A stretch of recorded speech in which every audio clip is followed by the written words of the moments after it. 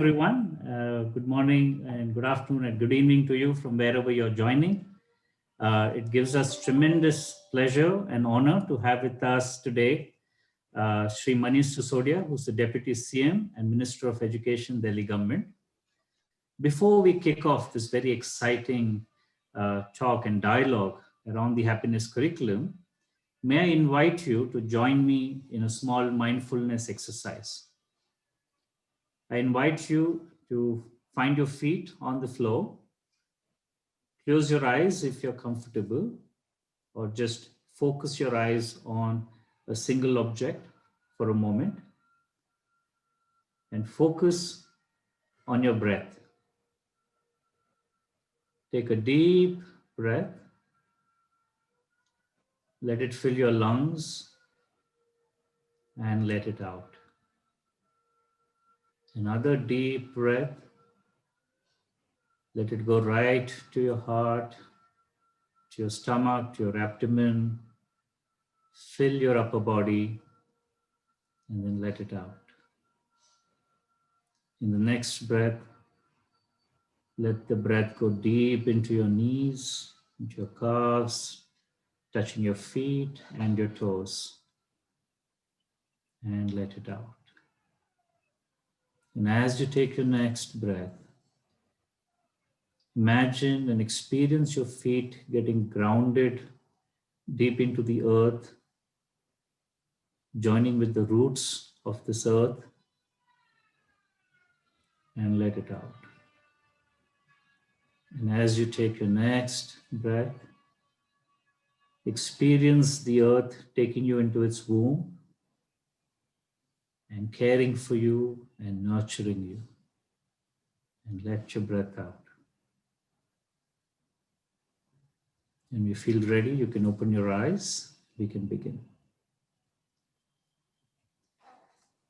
Now imagine 800,000 children across government schools in Delhi starting their school day with a mindfulness practice that helps them connect to themselves, to the earth, and to stay centered in school. This was the vision of the Delhi government of Sri Manish Sisodia when they introduced the happiness curriculum. The happiness curriculum was launched in April 2018. It is a 35-minute session delivered every day to over 800,000 students from kindergarten to grade 8 in over 1,024 government schools of Delhi. Using mindfulness practices, play-based activities, and storytelling, the happiness curriculum has transformed the fundamental purpose of education towards holistic well-being of every child and helping every child learn to thrive. The happiness curriculum has continued to support students even during the school closures caused because of the pandemic, and has helped students and families stay centered and stable in these uncertain times. Lauded both nationally and internationally for its unique approach, the happiness curriculum has been visited by Melania Trump, First Lady of the United States of America, Dutch King William Alexander and Queen Maxima, and visits from various ministers of education from nearly every state in India. In fact, 4 other states have adopted the curriculum to start their own version of the happiness curriculum. Just last week, the Indian schools, Oman, have announced an introduction of the happiness curriculum in all 21 schools that they run in the Sultanate. Manishji, thank you for your vision that is not only transforming education in Delhi, but the world over. We invite you now, sir, to share your thoughts on the happiness curriculum. What has been its experience since it was launched 2 years back? What role has the happiness curriculum played in ensuring children continue to invest in their social emotional learning during the pandemic? And what's next? What's your vision now moving forward? So Manishji, it's an honor and delight to have you with us. Over to you, sir. Thank you, Vishal, and thank you everybody who is joining here and who is listening to this discussion. It's my pleasure to be here. I am grateful to, first of all, dream a dream. And of course, Esther is here. I'm grateful to Bookings also for uh, coming up, doing this study about happiness curriculum. And I'm glad what you said right now, Vishal, about the happiness curriculum. It gives me a little confidence, more confidence. It gives me more inspiration to work hard on effective implementation of this curriculum. As you said, this is getting a lot of attraction, a lot of attention from all over the world, and people are keen to understand what is happening uh, in the name of happiness. What are we actually doing? What are the results? What is the impact when students are moving ahead in their life for upgraded classes or colleges? And so, as you said, this is just a 2-year-old curriculum, and it's too early to say that what kind of impact, what kind of long-term impact it's able to make on society, on individuals, on students and their families, on their life. But yes, in this due course, in this short course of 2 years, we have felt confident that this is the right direction. This is the direction which actually we wanted to go when we were thinking of implementing a happiness curriculum. You have been part of the team who have been designing this from thinking stage to curriculum designing stage, and then later on effective implementation. So you know about it, but for the benefit of others, I would like to share that the idea of introducing happiness curriculum was not to introduce something on moral values. Usually people used to ask me, Ki, you're doing so much good, you're giving so good buildings, your results are improving in government school. You should start something on value. Everybody used to ask me, why don't you start something to teach values? And especially moral education and all. Elder people used to tell me that when we were young, when we were students, we used to read a lot about moral education. And moral education has vanished these days. It's out of curriculum, out of school. That's not. So I used to tell them, I used to ask them that people who you see around, whom you see around, who have been, who claims that we were the people who actually studied moral education in our life in our school time, what is the impact on their life of that moral education? Why we see people of that age, we can calculate that those people who were in school on those days when moral education was being taught, what happened to that moral education when they came to their life, when they became officers, when they became job doers or job seekers or whatever, business people? Everybody's looking for paying bribes. Everybody's involved in this hate or that hate, this ego or that ego. People are doing suicide. People are under depression.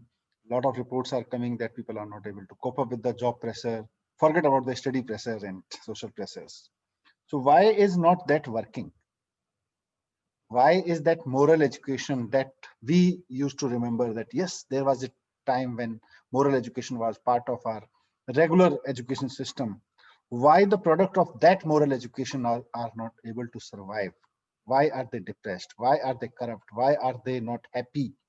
Why are they struggling with egos, caste, creed, religion, and all kind of conflicts? So this was a question that I wanted to answer. So we thought of that it's like swimming. We can read a lot of books on swimming. We can write a lot of books on swimming based on seeing what is happening, what swimmers are doing. But we can't swim unless we swim, actually, unless we learn to swim. We can have PhD on the technologies or the techniques of better swimming, but we can't swim actually. So that's why we thought of this happiness curriculum. That happiness curriculum is not about moral preaching. It's not about so-called value education. Everything that is being taught has some value. If you are studying science, has some value. If you are studying math, has some value in your life. If you are studying language, communication, history, everything has some value. So there is nothing called value education exclusively. Everything has to have some value. The only thing is you have to have mindset of adopting that, using that value. So we envisaged this curriculum, happiness curriculum. And this curriculum was not, as I said, not designed to be a preaching moral value or value education system. It was like the student can actually look into his or her own mind, scientifically look into the inside the mind, like you started this session with the mindfulness right now. So one can go into its own mind, thoughts, energy, understanding, reactions, everything we can do within. For that, there should be some tools. So ultimate goal is not to teach you values. Ultimate goal is not to teach you what is right, what is wrong, what is human, what is not human. Forget everything. We assume once you go inside and look into your own thoughts and reactions, there is no other way but to being human. You can't resist yourself. You can't stop yourself by becoming a good human being if you go inside, if you look into your own self. But mindfulness is one of the tools. There are other tools also, like stories are other tools, like activities are other tools. But all these tools and activities are just to help you to go inside, understand your own. That is the whole process of teaching happiness curriculum, that it has been the way it has been designed. Impact has been, as you also mentioned, in just in 2 years we have found it's very useful. Students themselves are telling, teachers are telling, parents are reporting that we can see a lot of improvement in behavior of our wards, of our students. Teachers say this, principals are observing. I was taking a review about happiness curriculum in one review meeting. One of the principals said that I found students were very rowdy in my school, but after 1 year or so, students are now becoming a different, very calm, very cool in behavior. They are as naughty as a student can be. They are as naughty as a kid should be. But still, that rowdiness that used to express in terms of breaking windows, breaking glass of the school windows, breaking fittings in the washroom, school washrooms. He mentioned that earlier my student used to break a lot of fittings in my school washrooms. Now I don't see that. That's a change I can notice. I mean, one school leader, a school head is thinking like this. Teachers are telling that my students have increased focusing on education. They used to wander around. They used to think a lot, confused a lot. And it's not that they never wanted to study. They wanted students who actually were serious about studying were also under stress that we are not able to focus. Whenever we start studying, we find our thoughts are wandering. There are a lot of things happening in friend circle, in relationship, around, in family, everywhere, and that bothers us a lot. Then anxiety, uncertainty of future, about career, about exam, that used to burden them. But after using mindfulness, happiness, they found themselves that yes, we are now more focused. Happiness curriculum is helping us in conquering our this the tendency to roam around while we are trying to study. So this is coming from a student. Similar in family, mothers are reporting that the behavior of students, their kids have changed towards them, towards relationship, towards. I mean, earlier it used to be respect with position, with pressure, family pressure. But now students are thinking that with the help of these stories, with the help of these activities, students have started rethinking about their behavior with their families, their actions, their reactions when parents want to tell them something, parents want to listen to them. They are more open in their families. That's how it is coming. And this is the reason when we started celebrating 1 year, so it became a popular buzz around that what was happening, and a lot of people came. That Honorable Chief Justice of India came to our 1 year program, and he said that a lot of students shared their stories. 5,000 students were sitting in the auditorium in a stadium, and when they spoke from their own life, that what kind of help this happiness curriculum is doing to their own life and in their thinking, in their behavior, Chief Justice of India said that this is a curriculum, happiness curriculum, that I would like to have for my judicial officers also. And he openly said in the meeting, while addressing that gathering, that if happiness curriculum works as it is being designed, the biggest victim of these will be courts of the country. They won't be needed. That was the statement coming from Chief Justice of India. So it meant a lot. And as you said, a lot of international uh, people who have authority on education, who have authority in different governments, like the First Lady of United States, Afghanistan's education minister, Bangladesh education minister, people from Bhutan are also having a keen interest, Nepal, and so many countries are in many states, Indian states, are education system, they are looking forward that we can also adopt this. But I always say this is not about a content. This is about the mindset. Happiness is not a skill. It's not just an idea. It's not preaching. It is a mindset. That is the challenge. And especially in the time of COVID, we are facing this challenge that, I mean, people are sitting at home, especially students are sitting at home. They are being forced to study within a boundary of one room or one house. They are not allowed to go out. They are not allowed to go to schools. They are not allowed to meet their peers. So they are under a lot of pressure. And this is creating a lot of damage to their growth, to their thinking.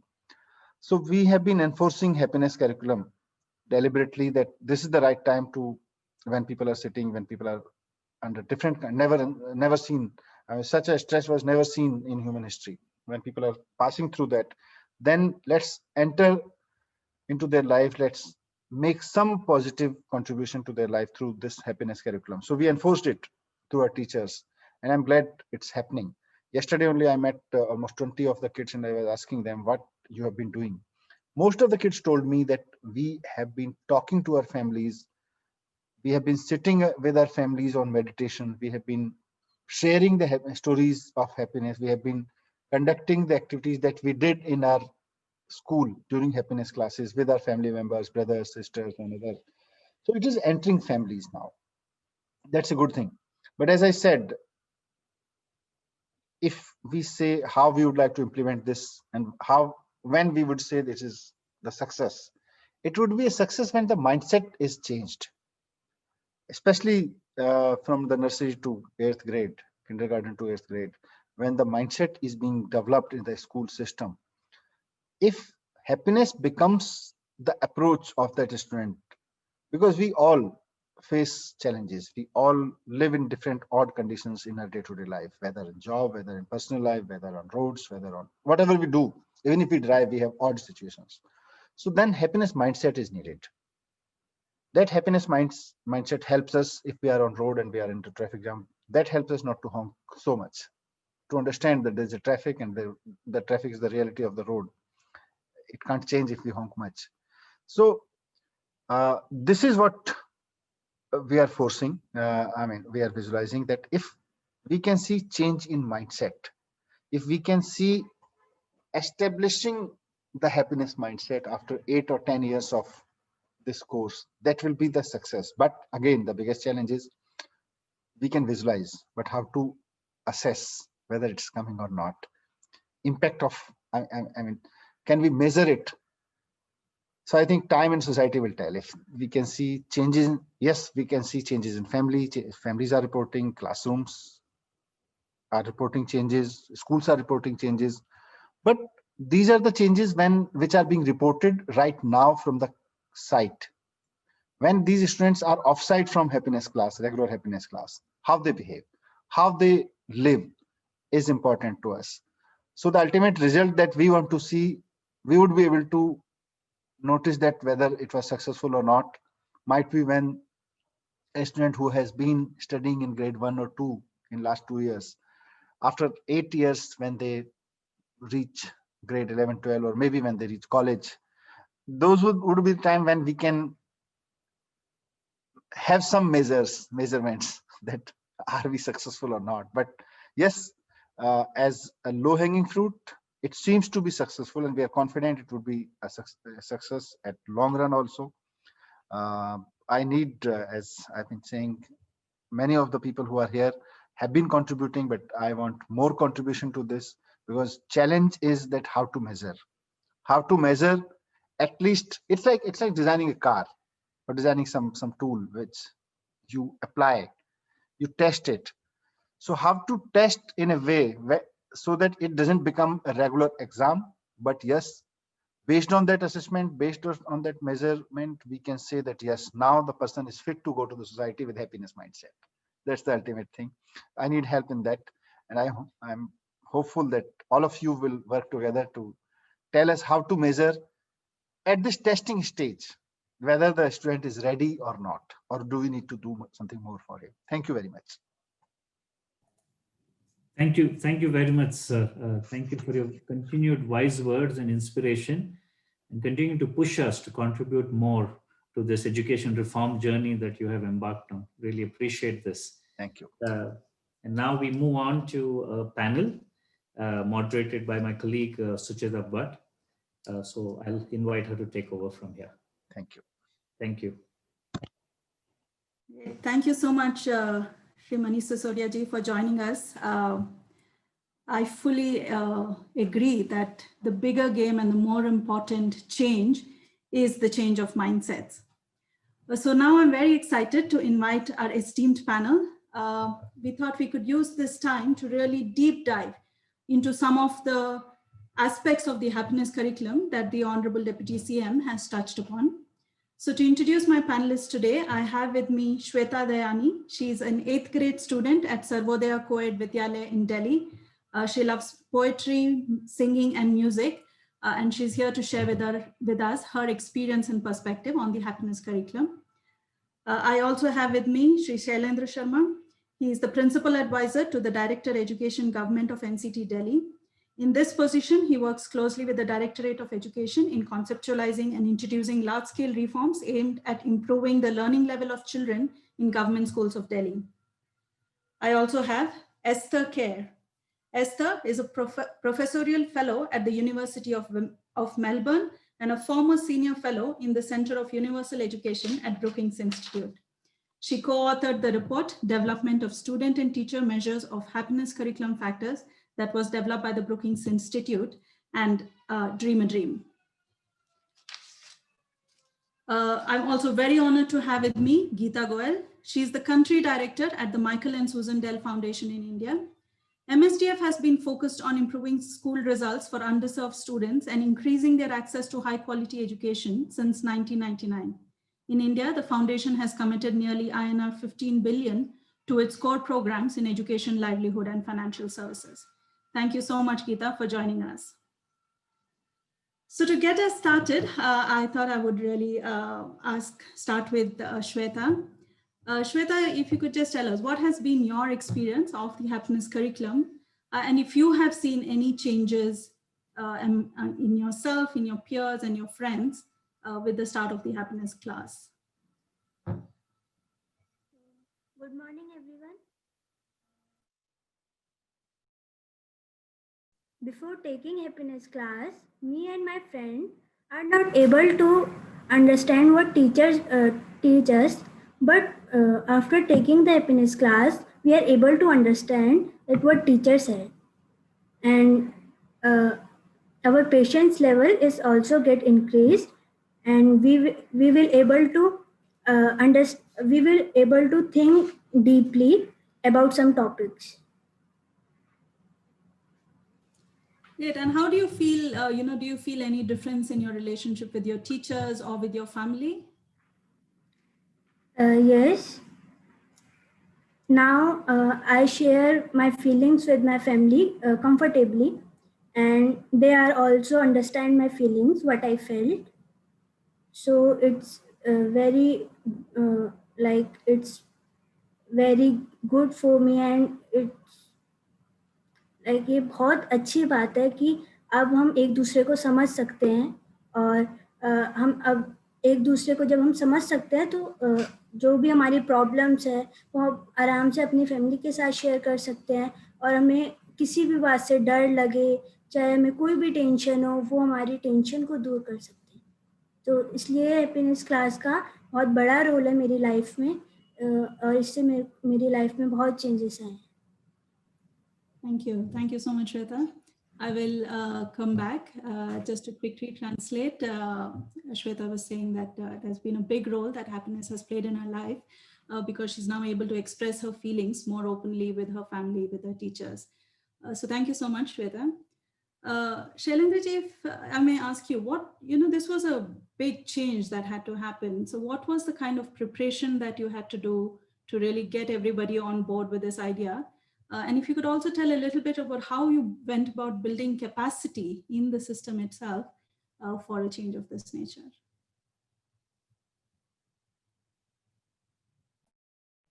Thank you, Sucheta. Well, if you see the timeline of Delhi education reforms, when the new government came to power in 2015, there were certain things which were immediately started, like say large scale reforms in building new infrastructure, augmenting the existing ones, and giving a facelift to the basic infrastructure, school infrastructure itself. And then we moved on to look at how the teacher's own motivation, school principals, leadership, what kind of support be given to them, designing a wide exposure program for the school principals going to Cambridge, going to Singapore. Those were put in. And in terms of, say, classrooms, interventions, we started with a program called Chunauti, which was basically to build the foundational learning, literacy and numeracy among students. So in that timeline, if you see, happiness was like after almost 3 years. It was in 2018 that we launched that. So one of the reasons for that is and that this timeline becomes important is that before we get into, say, building such a soft kind of a thing into the system, there has to be a general preparedness, the general intent of the government about the seriousness of different reforms that it wants to bring, and it considers everybody in the system as a partner to be able to take that. So what those buildings and exposures did was basically raising the confidence level of the teachers and the principals who matter, because these are the people who are right there in the schools. No matter what you do at the top level, unless there is an acceptance and buy-in at these levels, not many things are going to change. So actually making them a real partner in this whole transformational journey was a critical preparation, so to say.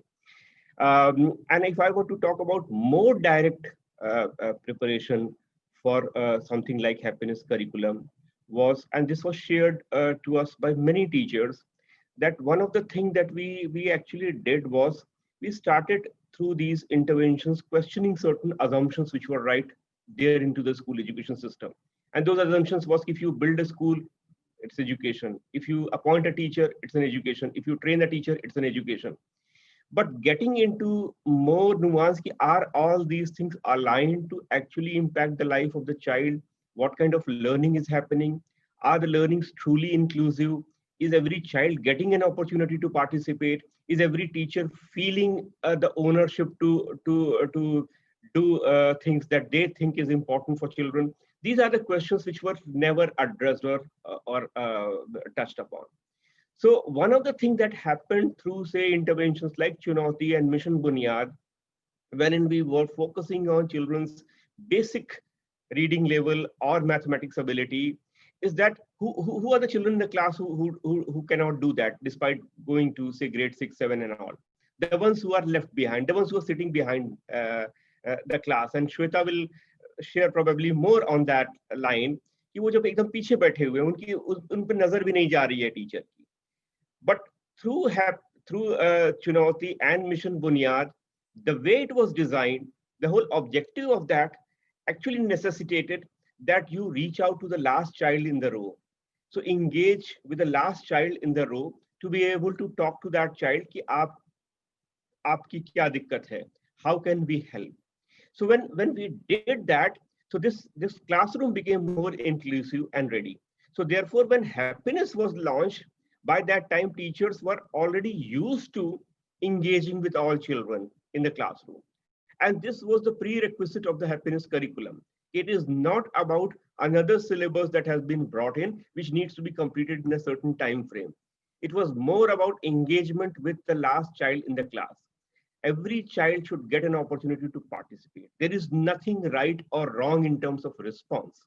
So जिस freedom की बात या जो डर ना होने की बात श्वेता कह रही है, वो उस जगह से आ रहा है where the child gets an assurance that you can speak whatever you are feeling.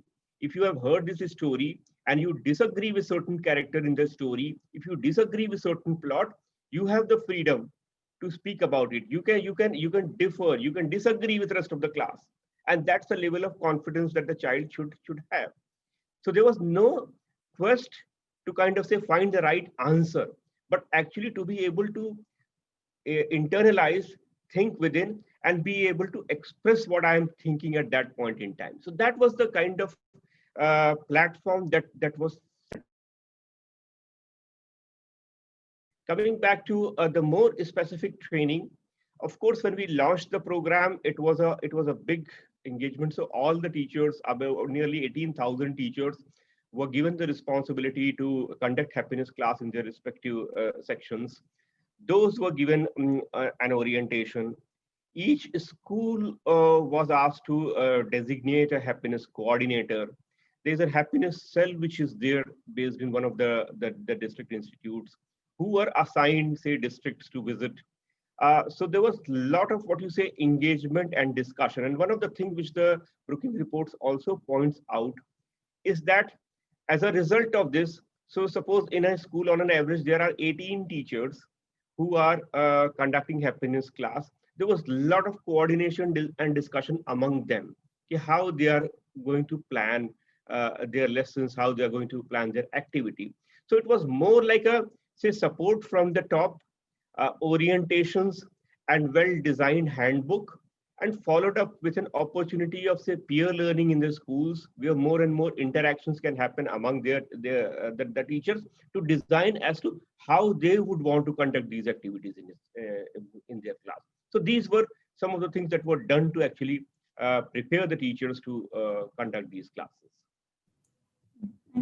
Thank you so much, Shailendra. I still have many questions for you, which I will come back to. But really connecting with what you said, I would like to ask now Esther. Esther, I know you came to Delhi last year and you visited the Delhi government school as part of the, we were looking to define the factors that can actually measure the impact of the happiness curriculum. So one, I would like to know your own impressions of your visits and what you saw in the happiness classes.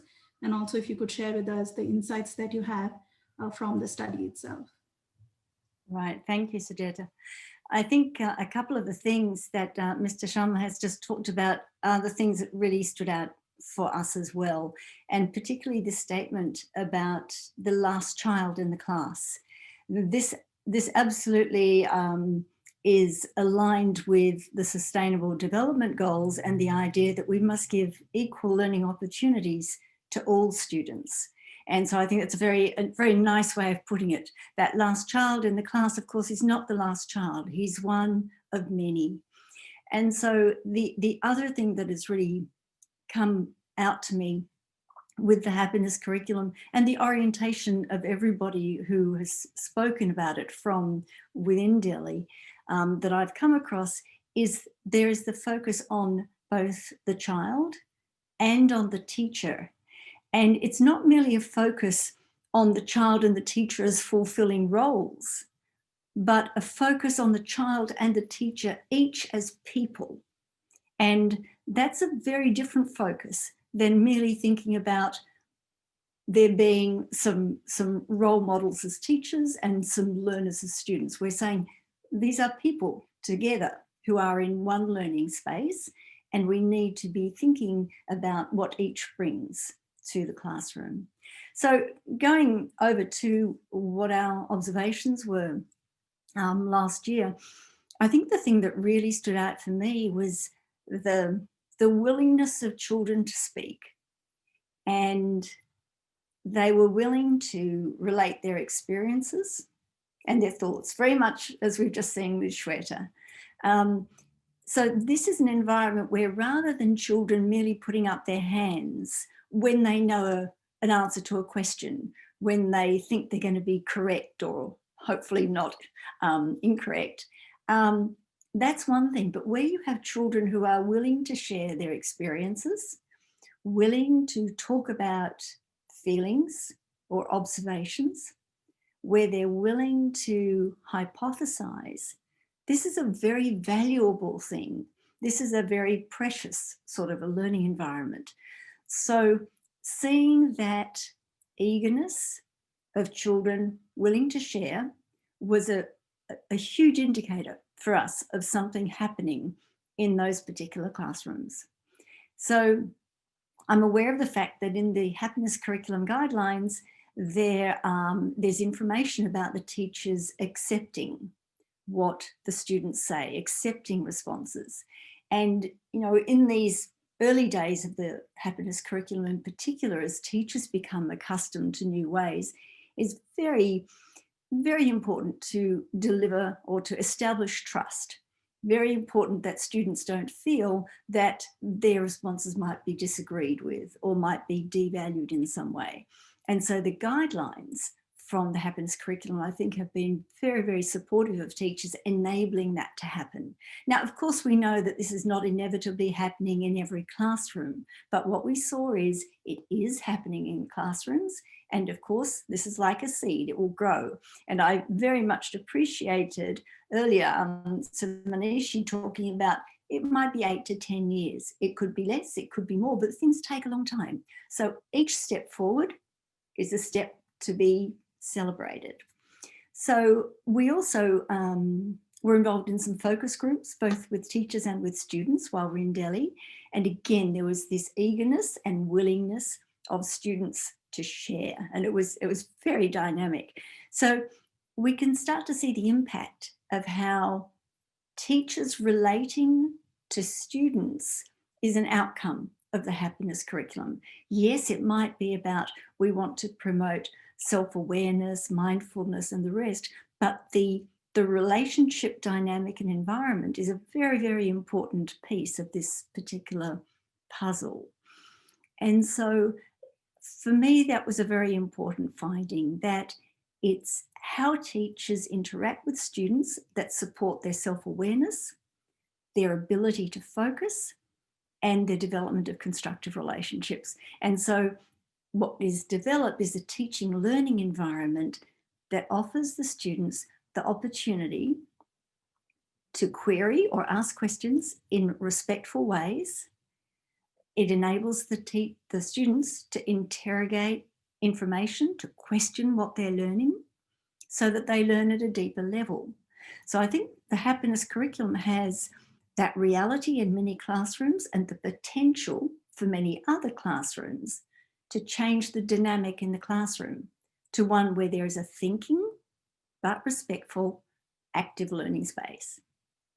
So that's the visit. I don't know, Sujatha, do you want me to go on to the insights from the evaluation, or would you like me to stop for the moment? No, let's, we would love to hear more, Esther. That's really also part of this conversation we want to have. So we'd love to hear from you. Okay. So there were many different steps when we were looking at putting together the tools for an evaluation. And of course, one of the first steps was that we needed to understand what the happiness curriculum was going to provide, what it offered. And so what we engaged in is an analysis of the happiness curriculum, not the whole thing, but indicative classes from the different grade levels, because we wanted to see how the curriculum itself was reflecting the aspirations, the goals of the curriculum. And so we really saw this across 3 major clusters, one being mindfulness and attentiveness, which is about awareness of self as well as awareness of others. It was about critical thinking and reflection. So that reflection piece is what we would call in psychology literature metacognition. So thinking about how you're learning, thinking about self and how you engage in the space. And then a cluster of social emotional skills. So things like empathy, the development of positive relationships, communication. So what we wanted to see in our sort of audit or analysis of the curriculum was how those 3 clusters of skills were reflected at the different grade levels. Because it's not just a matter of putting labels in, you know, we're going to do critical thinking, critical thinking, critical thinking. What we have to think about is what are the developmental and the maturational level of children who are in grade 1? What are they like when they're in grade 3? What are they like when they're in grade 5 or 6? So we want to see the curriculum reflecting these competencies in a way that is appropriate at age and grade level. And so it was very interesting for us to see how those clusters of skills were represented across the curriculum, across the grades. And for example, we did find differences, which I was very pleased about naturally. So for example, we found mindfulness was very strong throughout the curriculum across the different grade levels. And something like critical thinking, we saw as increasing over time. So obviously, as young children's cognitive abilities increase, so is the learning opportunity for them to exercise critical thinking skills. So we see that gradually increasing. So that curriculum review provided us with some patterns, some analysis patterns of how the different skills clusters, those 3 skills clusters, the mindfulness and attentiveness, critical thinking and reflection, and social emotional skills were incorporated. And that resource can be now analysed by the implementing groups as you continue, so that you think about, well, where there is a little less representation of a particular cluster at a particular grade or age level, is that because we just didn't pick it up initially, or is it because it is absolutely maturationally and developmentally appropriate that it should be lower? So it enables the teams to start looking at some of these issues with more depth. So the other aspect was this one about the growth of teacher-student relationships. And what we saw there is that the happiness curriculum classes are having what I call an overflow effect. So you have your first happiness curriculum class, first self in the morning, but what we could see from the focus groups as well is that there were comments from both teachers and students about how that was starting to impact on their relationships and their discourse further on. And I think that is a key, because when you start to have the attitudes, the interactions permeating other subject areas is where you can start to see some sustainability. And then therefore where you can start to see that learning and depth of learning can penetrate throughout your academic curriculum. So this is not about leaving the things that you already value, it's about enhancing them. So in terms of thinking to the future, that penetration, that integration throughout other aspects of the curriculum, I think is a very important thing to look at. So thank you for now. Thank you so much, Esther. Especially for really, simplifying it and offering it to us in a way that we can all understand the study that was done. So thank you so much for that. And with that, building on what you said, really what's coming up for me is how the happiness curriculum is evolving from an idea to an implementation to now we're also able to assess and understand the impact. So moving to Geeta, the foundation was one of the early supporters of life skills SEL-based programs. So what is your view itself of the success of the happiness curriculum and the way life skills or SEL-based programs are evolving? Thanks, Sujita. So I must just give a 1 minute overview of the foundation because life skills is a part of what we do. We started our work in education in India in 2005 with the core focus of improving learning levels of children, especially the ones coming from urban poor households. And I would say the first 10 years of our existence in India, a large part of the focus was on learning and academic outcomes. So in some ways, in that journey, we were late entrants in life skills. First, it was, like when students come to schools, they come to learn, are they learning and are there gaps with other students? But I think as we were going down on this journey, and I'll refer back to what Shailendra said in terms of, there is a journey and there are phases. And I guess India's education system has also gone through those phases. I would say in the 90s and early 2000s, the focus was on getting students to schools. So just access.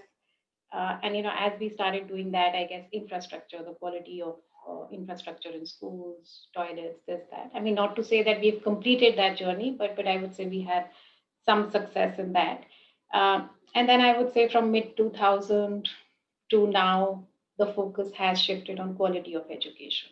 I mean, I don't think 10 years ago people were really talking about the quality of education in schools. And when we talk about quality, it is all about academic outcomes because that's what is measured. Those are our grade 10, grade 12 results. So the system focuses on that.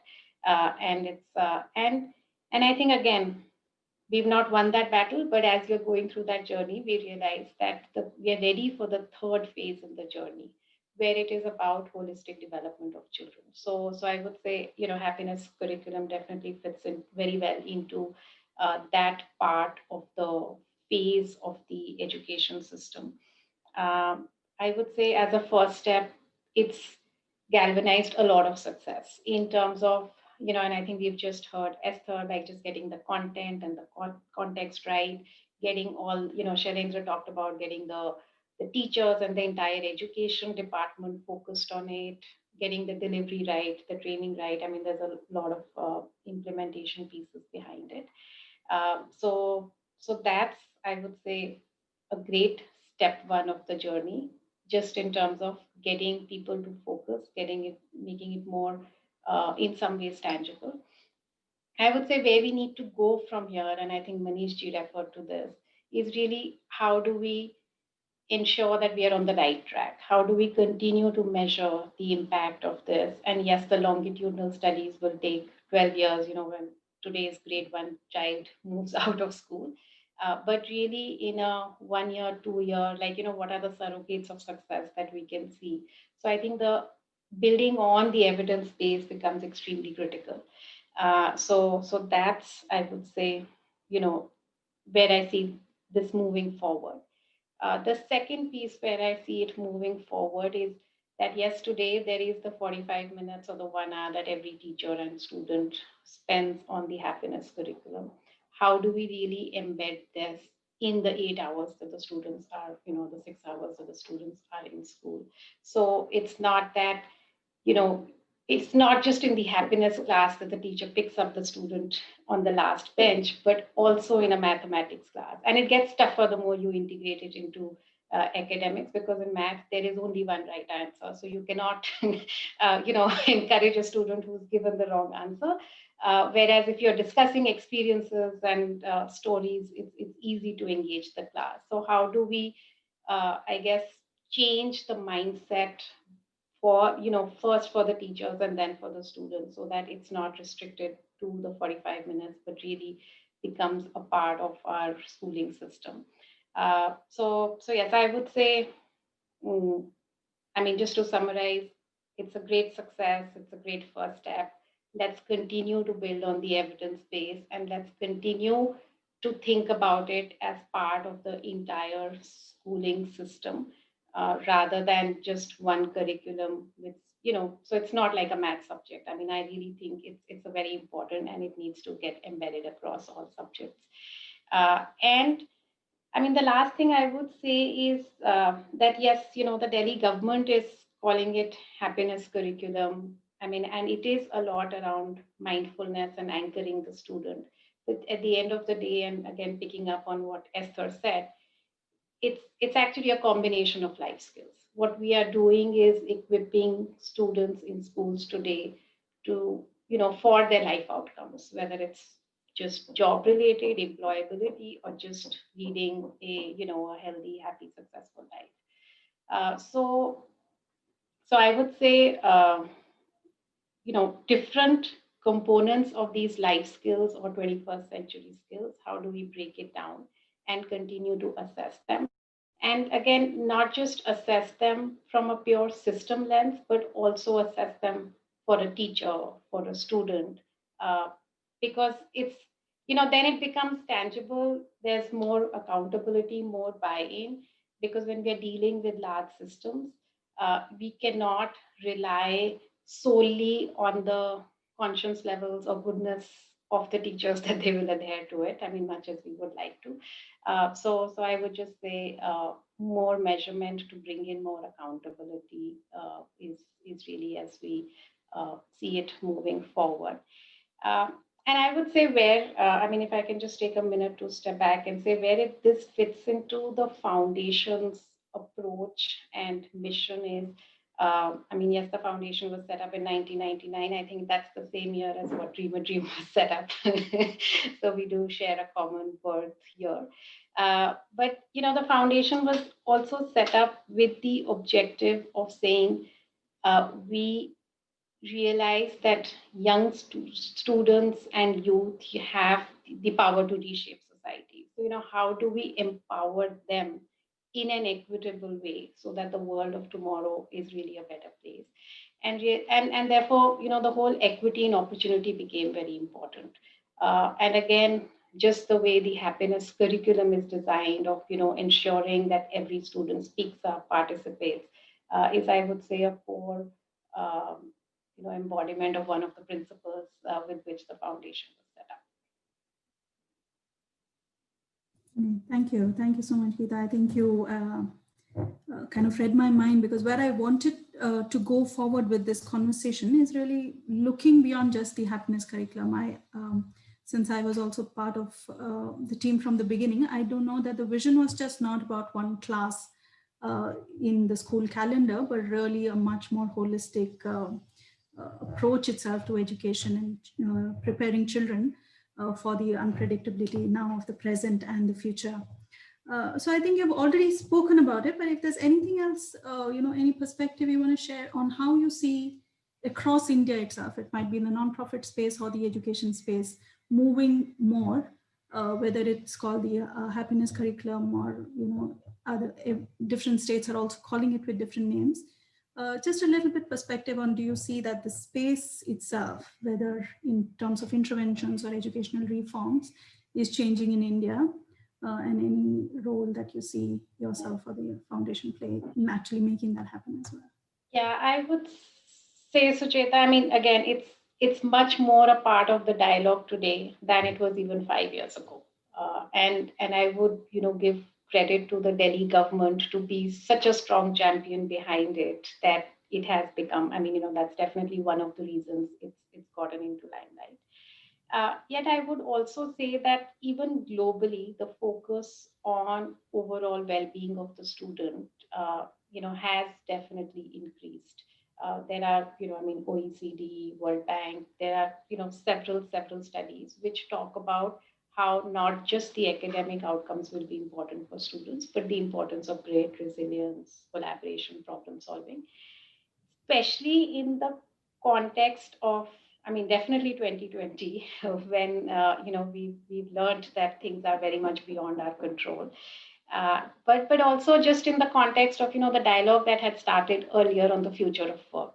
I mean, today in the Indian context, we know that almost 2/3 of the students that are entering schools today will be in job roles that don't even exist today. So, the only way we can prepare them is not pure the technical skills and the academic skills. I mean, yes, they definitely need to have them, but I think just the ability to adapt, ability to be flexible, ability to, problem solve, to critical thinking, and definitely, empathy and collaboration. So I would say in the context of future of work, in the context of rising unemployability or unemployment and underemployment in India, in the context of COVID, I mean these are all in the context of the happiness curriculum announced by the Delhi government. I would say there is definitely a move by all educationists, state governments to say we need to go beyond academics. I would say some states are more ready than the others. Some have announced. Literally, I mean, there are definitely 10 states where either the chief minister, education minister, or the secretary in the Department of Education has said they would want to do a special focus on, again, happiness, 21st century life skills. Rajasthan announced a no bag Saturday. Jharkhand is doing a big, project around it. Uttarakhand does it. So, I mean, yes, clearly, I would say more than 10 states have announced their plans or the focus on it. I think the NEP or the National Education Policy, which was announced, has also given significant focus on it. Again, it's a policy. How we take that into its implementation phase still is TBD. But it clearly shows the direction in which both the country and the different states are headed. My only piece is it's still intangible. Everybody's following different approaches, different interventions, and they all can be good interventions. But there are significant resources being put behind it, even if it's not in terms of extra cost, but the teacher time, the teacher training time, the department time that is going behind all this. Therefore, how do we bring them to some level of evidence and measurement so that we know that the interventions that we are taking are actually having an impact? I do think that is an area where we should have more dialogue, more alignment, and we may not get 100% comparable frameworks, but 70-80% wherever we get, so that we know that the precious resources that we are spending are actually being done for the betterment of the students. So that's one. And again, I would go back to saying, I think while state governments are announcing it, not many are realizing the importance of teachers in this whole system. I would say, I mean, teachers become an even stronger delivery channel for life skills as compared with academic outcomes. So it's easy to ignore that part, but unless we actively focus on teacher training, and the system accountability for it, I don't think we will get to the right results. So yes, I mean that's where where I see. So I mean, just to summarize, a lot more action, a lot more buzz around it. Almost, several states are launching it, but let's just continue to build on measurement and ensure that we recognize the importance of teachers and keep them motivated. So I mean, in fact, even in COVID, when we saw some states launch online learning or again in that journey of evolution of a state education department, I think only the states where the basic systems were in place, where you already had the buy-in of the teachers and them championing that students need to learn, or I need to make sure this workbook reaches in time.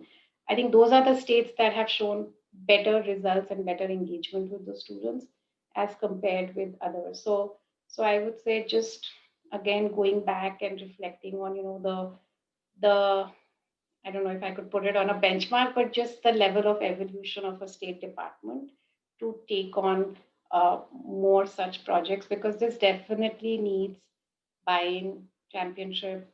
I mean, not just from the top, but also at the grassroots. Thank you so much, Geeta. I think it's a perfect segue to maybe Shailendraji telling us how can states ensure some level of success. Any advice you have? I think Geeta really pointed out the various challenges that may come up. So we'd love to hear from you from your own journey at Delhi. And I know you have been talking to many of these other states also that want to implement the happiness curriculum. But beyond that, when we're just looking at reform of this nature, almost a transformative approach itself to education, if you have any advice or any, any things to keep in mind as states go about implementing this. Well, it's difficult to advise because unless you see the face of the person who is going to take advice, it is really difficult to do that. But let me attempt that nevertheless.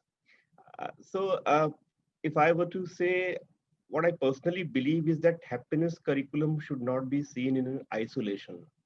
That here is a standalone intervention that you can pick up and do it in the schools.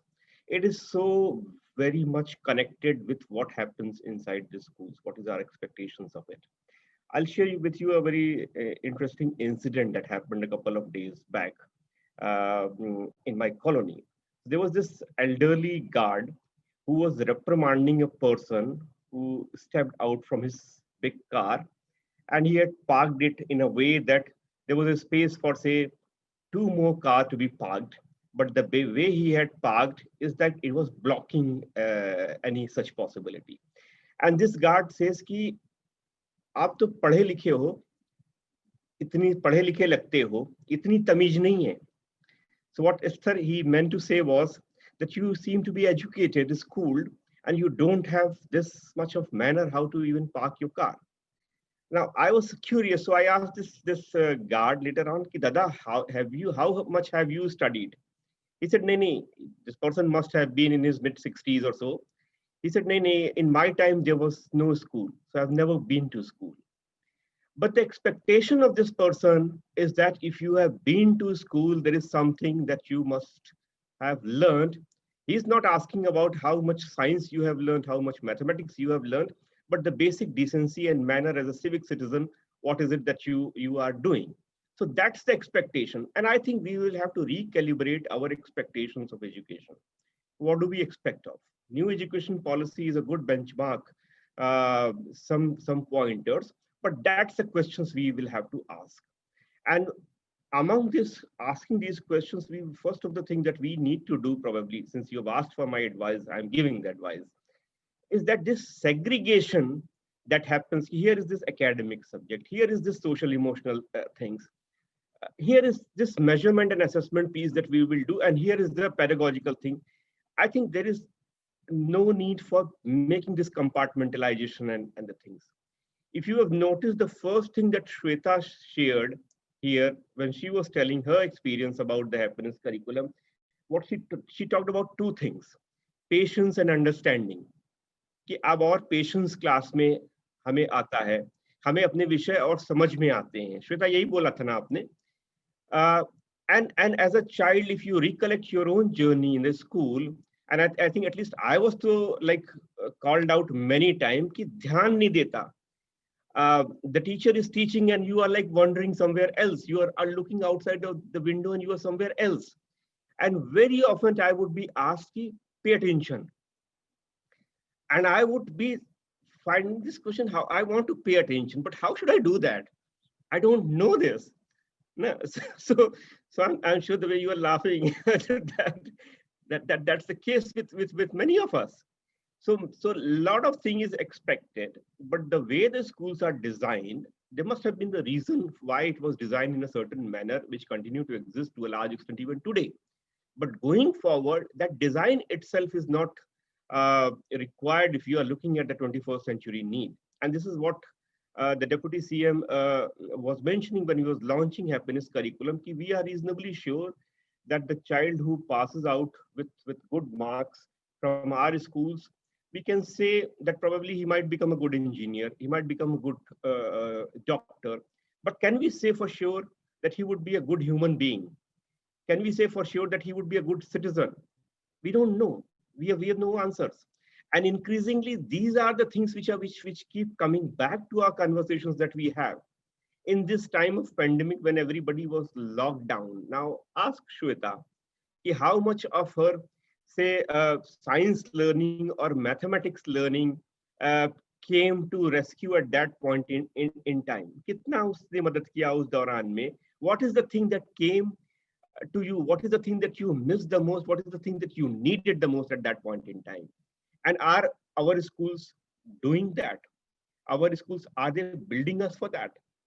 Because these are then clubbed into, say, extracurricular or social emotional bracket, because you have to preserve the so-called academic things. And what is those academic things? Science, math, social science. And again, you compartmentalize that.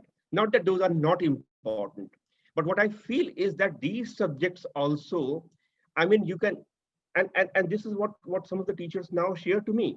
Even in my mathematics class, even in my science class, because I have been running doing the happiness class also, the way I approach these subjects with my students now is very different from the way I used to do it earlier.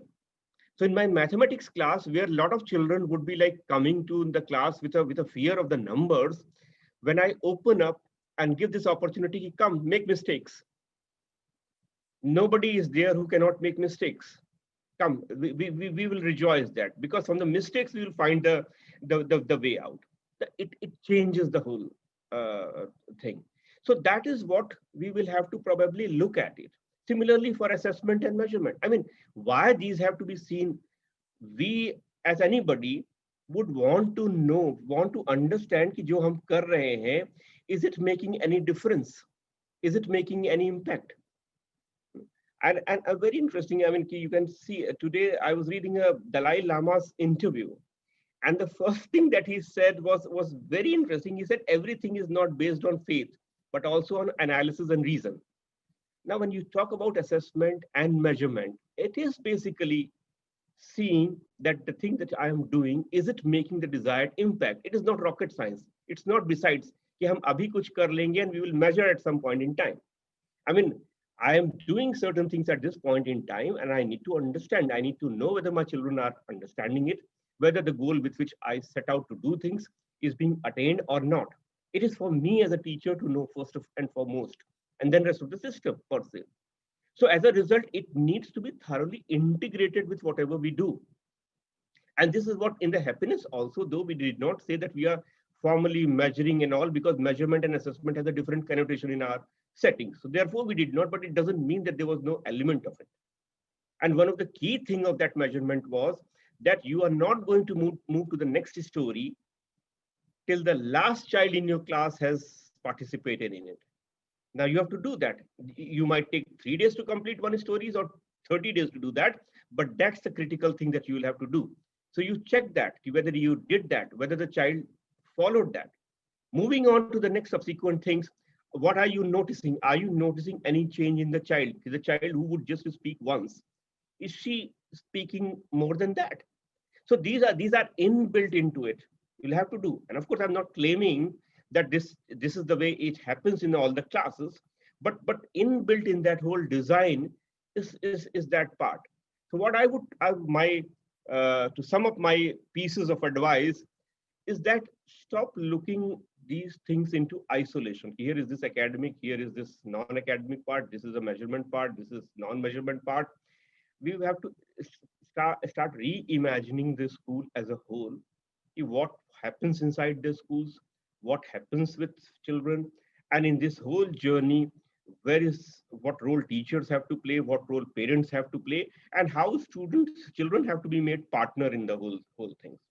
And don't just go by the assumptions of the yesteryears. When you do ABC, the DEF is bound to happen. It doesn't work that way. So keep questioning, keep revisiting, see what we are doing is making sense or not, what goal we have set out for ourselves, are we achieving those or not, and keep making course corrections. I mean, to just give you an example of the happiness curriculum itself, and then in the first year when we launched, we divided the entire from kindergarten to grade 8 into 3 buckets. So KG to class 2, grade 3 to 5, and 6 to 8. So we were doing. But immediately, within 1 year, we realized that probably we will need next set of activities. So in the year 2, we modified and went grade by activities and stories. So I think the scope for having course correction, learning from what is working, what is not working, and then rebuilding the whole thing into the next set of planning that you do is critical. And that's the way we will have to see, and then kind of say reimagining how we have to treat the subjects that we have been teaching so far, what role they have in the learning journey of the child, what goal you set out with that, and where does all these things integrate? Because you cannot have one approach in one classes and another approach in another classes, one approach with one set of activities, another with other. The teachers are same, children are same. So therefore, it has to be a more integrated approach that we will have to closely look at. So these are some of the things that I think this is our learnings, which are putting on the table. And it's up to the people who want to try it out to see what works in their setting, what they would want to do that to take it. Well, thank you so much, Shailendra. So what I heard is really breaking down these compartmentalization silos and looking at learning much more holistically and asking ourselves what will really prepare children, especially during times of COVID and the future that they're entering. How can we look at reform much more, holistically? So Esai, I know you have experience of seeing these kind of systems across the world globally.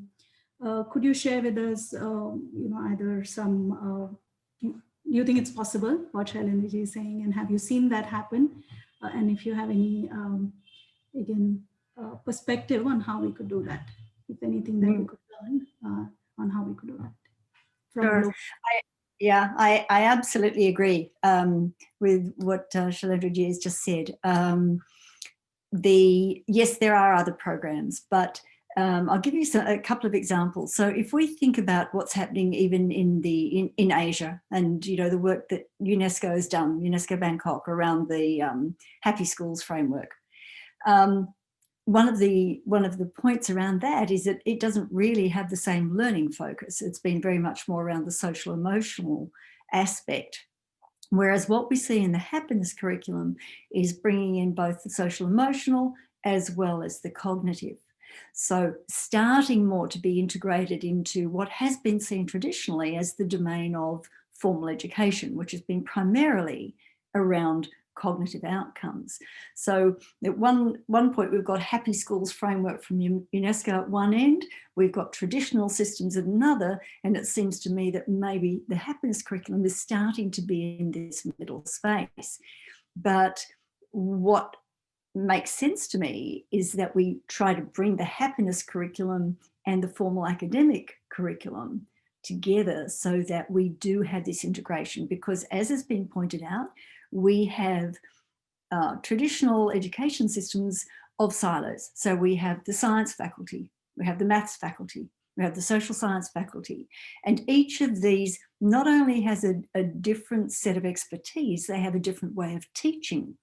They have different pedagogies, they have different philosophies. So then if we bring in some of the skills clusters from the happiness curriculum, or from a life skills agenda, or from a 21st century skills agenda, we need to make sure that some of the approaches are common across these. The idea of bringing these other perspectives in is because we're wanting to look at the whole person. So it doesn't make sense to teach relationships only when we're talking about human psychology or social sciences, and to bring in problem solving only when we're talking about maths and science. What we need is that we educate our teachers about how do you integrate critical thinking processes within your maths curriculum, within your language curriculum, within your social sciences curriculum, within your physical education curriculum, so that there's more of a commonality and we lose some of these silos. So I won't carry on too much more about that, but one of the issues, of course, is that teacher training is discipline specific. And I know that some teacher training obviously looks at pedagogy, but we need to actually start teaching our teachers more about these other aspects of how we think, both our cognitive processes and our social processes, so that we demonstrate those same approaches across the different subjects, so that students start to understand the transferability. Because what we're talking about is being a whole person everywhere, not just a whole person in a happiness curriculum class or a whole person only in a science class. So that's one thing. We know that there's a noticeable shift in the last decade in formal school systems towards slightly more holistic models. A lot of it is aspirational rather than implemented, but there's no doubt that we've got to shift. So even the work that I've done over the last 5 years, we looked at over 160 countries, and well over 70% of those countries include aspirations around some of the social emotional skills, 21st century skills like problem solving, critical thinking. So they're aspirational though, right? And they're not all the same, exactly the same clusters as in the happiness curriculum. They're not necessarily integrated well, but it's a start, right? But we have to move beyond saying we're going to do something to then thinking about, well, we can't just say we're going to think critically here and think critically there. We have to think about what does that look like actually inside the curriculum, and not only just inside the happiness curriculum, but inside the overall school curriculum that we see. So that Gita spoke about the recognition of the fact that there are very many different approaches, very many different models. And one of the issues for us is we don't know which works most effectively. And it might well be that different models work differentially in different contexts, and depends on what the specific outcomes are that you're looking for. So testament to this shift being very real. At the moment, I'm engaged in an UNESCO IIEP webinar series where we are talking about integration of 21st century skills. So, I mean, we can talk about different clusters of skills, but I don't really think it matters much for this conversation. We're just talking about moving beyond the academic, really. And in these webinar series, we're talking a lot about the issues of pedagogy, assessment, as well as mainstreaming. How do we scale some of these approaches? And another initiative at the moment is the IEA, and the IEA runs TIMS and PEARLS and so on. And so they've been much more focused on assessment, but they are now launching a study called 21st Century Skills Mapping, or 21CS Map. And in this study, it's designed for us to be able to explore how countries are structuring their approaches to this integration of different competencies into curricula.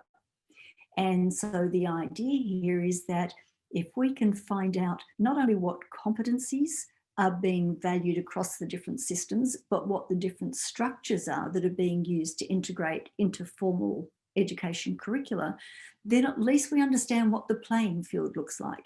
We still won't know straight away what's most effective, but at least we'll have the patterning sitting there so that then over time we can start moving into what several of you have talked about at length, which is, you know, not really at length, but mentioned. How do we assess whether this stuff is working or not? And yes, we do need to look at that, but we also need to understand what the structure is within which we find that out. So there's definitely a lot of movement in this area, and I'd say that what's happening in Delhi is very much aligned with that global movement, but the difference is you've moved large scale in a certain direction already. Yeah. Thank you, Esther. So I'm going to stay with that, right? It's time to move from just talking about it to really making that happen. And then we learn along the way how to make that successful. So thank you for that.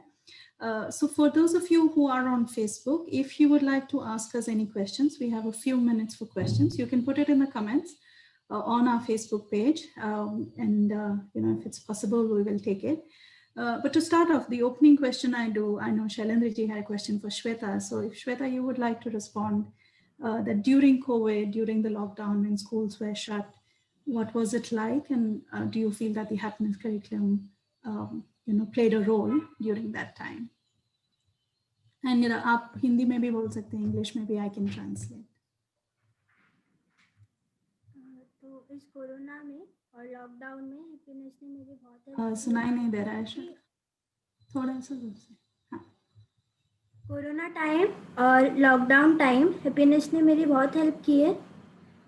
जैसे कि corona time तो हम school नहीं जा पा रहे, तो हम घर से ही लेते हैं, तो हमारे को जो काम मिलता है, तो ऑनलाइन हमें काम मिलता है, तो हमें घर पर रह के थोड़ा ज़्यादा लगता है, क्योंकि स्कूल का माहौल और घर का माहौल दोनों अलग अलग होता है, इसलिए घर में वो थोड़ा ज़्यादा लगता है कि ज़्यादा हो गया, तो हम थोड़े टेंस भी हो जाते हैं कि यार इतना काम हो गया. पर जब हम 1 घंटे की हैप्पीनेस क्लास लेते हैं तो उसमें हम टेंशन फ्री हो जाते हैं, हम क्रिटिकली सोचते हैं, हम किसी भी टॉपिक के बारे में डीपली सोचने की मतलब कोशिश करते हैं, जिससे कि माइंड फ्री हो जाता है। और उसके बाद जब हम अपना स्कूल का काम करते हैं तो वो आराम से हम कर पाते हैं। तो बिना स्ट्रेस के हम वो काम करते हैं और फोकस होके ज़्यादा वो काम करते हैं ताकि वो अच्छे से हो, और फिर हमें थोड़ा कम लगता है काम कि हाँ अब तो काम है। Thank you. So basically, the direct translation is during the lockdown, there was a lot of pressure, especially online learning and not being connected to school. But the happiness class really helps us manage the stress and makes us feel happy. तो श्वेता, एक हमारी बात हो रही थी कि क्या हमें एजुकेशन के बारे में ही, just not happiness curriculum, generally कि हम स्कूल में क्या पढ़ाई करें, इसके बारे में we must think more more broadly, जो आपको ये not as a subject but education में ही, classroom में ही इसको और ज़्यादा करना चाहिए. Do you feel that that is necessary? Do you think we must focus more on subjects like happiness and what we learn versus anything else? Or what is your perspective? आपका क्या ख्याल है? फोकस करना चाहिए क्योंकि हमने खुद में और अपने फ्रेंड्स में इतने सारे चेंजेस देखे. Can't hear you, Shweta. Shweta, एक सेकेंड, सुनाई नहीं दे. Yeah. हाँ, प्लीज. हमने तो फोकस और करना चाहिए क्योंकि मैंने अपने अंदर और अपने फ्रेंड्स के अंदर इतने सारे चेंजेस देखे हैं. तो अगर हम और इस पर फोकस करेंगे और इस पर और फोकस किया जाएगा तो बहुत सारों लोगों को भी हेल्प मिलेगी और हम लोग अपना काम जो है वो और टेंशन फ्री होके कर पाएंगे और हम किसी भी टॉपिक के बारे में डीपली सोच पाएंगे. तो ये बहुत हेल्पफुल रहेगा हमारे लिए अगर इस पे और फोकस किया जाए तो. Thank you, Shweta. So really focus on it more so that we can think more deeply and manage our stress better. So Shweta, मुझे पता है कि आपका एक सवाल था. Maybe we'll start with that before we take any other questions. Would you like to ask us? मुझे question पूछना था कि जैसे कि 10 स्टेट्स ने अडॉप्ट करने जा रहे हैं हैप्पीनेस क्लास और हमारे गवर्नमेंट स्कूल में भी चलती है happiness classes, but private school not a part of this classes. So why they are not part of this classes? Means क्योंकि happiness is essential for everyone, so why they are not part of it? Thank you, Shweta. Maybe Shailendra ji. So the question is, why is the happiness classes only in the government schools? बहुत खूबसूरत सवाल है श्वेता आपका. In fact ये सवाल बहुत सारे लोग पूछते हैं हमसे, बट जब हमने इसको शुरू किया था तो ये सोचा था कि सहजता, पहले हम लोग खुद कोई चीज कर, जब आप कोई नई चीज कर रहे होते हो तो बेहतर ये होता है कि आप पहले खुद से उसको करके समझ सको और अपने आप में एक कॉन्फिडेंस विकसित कर सको कि हाँ ये वर्क करता है, बिफोर आप किसी और से बोलो उसको करने के लिए. ठीक है ना. तो हमने यही अप्रोच इसके लिए भी अडॉप्ट की कि हम लोग पहले अपने यहाँ पे सरकारी स्कूलों में इसको करके देखते हैं. अब आप जैसा एग्जाम्पल जो हमारे सामने निकल करके आ रहा है, तो इससे हो क्या रहा है कि बहुत सारे प्राइवेट स्कूल खुद आ रहे हैं आगे बढ़ करके कि हम करना चाहते हैं इसको अपने स्कूलों में, और उसमें हमें मदद चाहिए. तो हमने जो भी मटेरियल और मेथड है उसको जो भी लोग आगे बढ़ करके आए हैं उसको लेने के लिए उसको हम लोग शेयर कर रहे हैं. तो आप इस प्रोग्राम का इतना ज्यादा इम्पैक्ट अपने आप से ही पड़ा है कि बिना किसी ऑर्डर के या ये बोलने के लिए कि कंपलसरी है आपको करना, बहुत सारे स्कूल्स खुद से आ रहे हैं. और मेरे ख्याल से आने वाले समय में शिक्षा भी इसी तरीके से ही होनी चाहिए कि इस पे किसी के ऊपर दबाव या वो नहीं कि नहीं आपको ये चीज करना ही है. आप देखिए कि ये वैल्यूबल है, यूजफुल है, और उसको आप अपने आप से सहजता के साथ स्वीकार करके करिए. ये अप्रोच हम लोग लेकर के चल रहे हैं. बहुत सारे प्राइवेट स्कूल्स अपने आप से सामने आए हुए हैं एंड आई एम श्योर आने वाले समय में और भी स्कूल्स इसको अडॉप्ट करेंगे. क्योंकि जैसे जो 10 स्टेट्स की आपने बात कही, हमने नहीं उनसे बोला था कि आप ये इसको कर लो, बट लोग एक दूसरे को देखते हैं. सबको लगता है कि अगर इसका फायदा हो रहा है मुझे यहाँ पे, तो मुझे भी करना चाहिए. तो ये अपने आप में ही इतना कमाल की चीज हो रही है कि बहुत सारे लोग सहजता के साथ आगे आकर के अपने स्कूलों में इसको अडॉप्ट करने जा रहे हैं, और आने वाले समय में हमें लगता है कि बहुत सारे और स्कूल्स इसको अडॉप्ट करेंगे। But sir, in government school, why senior classes is not part of this classes like 9th, 10th, 11th, 12th? वाह, ये भी बहुत बहुत खूबसूरत सी बात है। सो ये थोड़ा सा टेक्निकल है सवाल का जवाब इसका, क्योंकि जिस तरीके से पूरे स्कूल सिस्टम का डिजाइन है उसमें क्या होता है कि 8वीं तक के लिए जो भी करिकुलम बनाने का जो अधिकार है वो स्टेट की जो बॉडी है, state council for educational research and training, SCERT नाम सुना होगा ना आपने, तो वो उनके पास में अधिकार होता है कि वो जो भी करिकुलम बनाना चाहें अपने 8वीं तक के लिए वो बना सकते हैं। तो हमने इसको उस अधिकार के तहत लेकर के यहाँ पे बनाया। 9वीं ऑनवर्ड्स जो है वो हमें जो CBSE के प्रिस्क्राइब्ड जो करिकुलम्स हैं उसको हमें फॉलो करने का होता है, बिकॉज हम CBSE से एफिलिएटेड हैं। और ये भी दूसरा एक प्रेशर था, क्योंकि हम लोग एक नया प्रयोग कर रहे थे, तो हमें भी पहले तो करके सीखना था कि इससे फायदा होता है, कितना टाइम जाता है। 9वीं ऑनवर्ड से जैसा कि आपने देखा होगा कि स्कूलों में भी बहुत बात होती है कि जो बोर्ड का एग्जाम होने वाला है उसका अपना एक प्रेशर होता है, हालांकि धीरे धीरे उसको भी हम लोग कम करने वाले हैं, बट वो रहता है। तो उस दौरान में अगर हम एक नया सा करिकुलम 45 मिनट के लिए लगाते तो हो सकता है बहुत सारे लोगों को इस पे होता कि हमें फिर बोर्ड की हम तैयारी, जिन सब्जेक्ट्स में बोर्ड के एग्जाम होंगे हम उसकी तैयारी करवा पाने में हमको कम वक्त मिल रहा है, इस वजह से हमने उसको छोड़ दिया था पहले ईयर्स में। बट अगर आपको ध्यान में हो तो जब हमने एंटरप्रेन्योरशिप माइंडसेट करिकुलम लॉन्च किया तो उसमें जो ये माइंडफुलनेस वाला कंपोनेंट है उसको हमने डाला हुआ है। सो हमें लगता है कि slowly and gradually we will bring this part in upper classes also, 9वीं से लेकर के 12वीं के लिए बच्चों के लिए। Thank you, Shailendra ji. So basically hoping that it will extend to private schools as well as to more senior classes. I'm seeing that most of the questions are really just information. So there's lots of information about how you can implement this. There is a website itself, it's called happinessdelhi.in. You could go to that website. There is during COVID, there was an YouTube channel that was launched. So if you want to look at videos of how you can conduct some of these happiness classes, they're available on YouTube. If you want any more specific information on how it was implemented in Delhi, please feel free to write to Dream a Dream at info@dreamadream.org. And if you have any further questions for the panelists, you can also send that to the same email ID and we can look at having that answered. So with that, I think we are really coming to the end of this. Thank you everyone for taking the time and for sharing the perspectives. Some of the comments that I saw coming up on Facebook is that it was a deep conversation, that we really went deep in our perspectives and we took the time to share our thoughts and ideas. So thank you for taking the time. And I hope everybody listening in is really moving to this, that it's time to move from idea to action.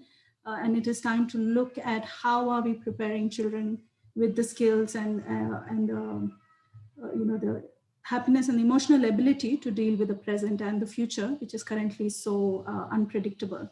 So with that, I would like to close by also wishing a very happy Children's Day to Shweta and to everybody on this call, and wish everybody a great weekend. So thank you so much for everybody who joined us on Facebook as well, and we'll continue to stay in touch. Thank you. Thank you, Sucheta, and a very special thank you to Shweta. I think you did very well. Congratulations. Thank you, ma'am. जैसे हम mindfulness करते हैं वैसे आप भी क्या mindfulness करते हो? ट्राई करती हूँ, हाँ, मैं अलग से माइंडफुलनेस करती हूँ. I try to do it by doing some kind of art. So रोज कुछ ना कुछ ड्राइंग, पेंटिंग, सिंगिंग, तो ऐसे मैं भी करती हूँ. But I do believe it's a very important practice. तुम भी डेली करती हो, वेदर और not you have happiness class? Yes ma'am, time निकालती हूँ. टाइम थोड़ा इसके लिए निकालती हूँ. टाइम होता है तो great. Thank you so much, Shweta, to join us today and share your perspective and all the important questions you asked.